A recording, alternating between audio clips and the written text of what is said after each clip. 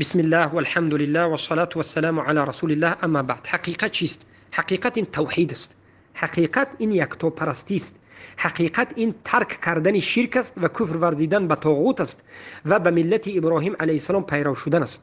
این حقیقت است که معنای لا اله الا الله را کامل فهمید، شرط صحتش را به جا بیاورید و رکنهاش را به جا بیاورید و از کفار و مشرکین دور باشید و اونها را بد ببینید و یگانه الله را عبادت بکنید و اخلاص داشته باشید و شرک کفر را ترک. همین حقیقت است.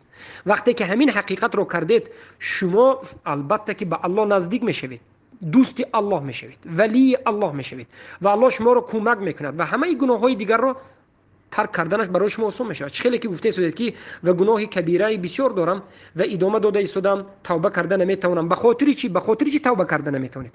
برای اینکه عقیده صحیح ندارید، عقیده مستحکم ندارید. شما ایمانتون قوی نیست. شما ایمانتون کدام وقت قوی میشود؟ زمانی که لا اله الا الله رو خوب فهمید، اسلام حقیقت رو خوب فهمید، معنایش رو فهمید. برای من داخل شوید، درس های توحید رو گوش بکنید، ان شاء الله البته که حقیقت رو میفهمید.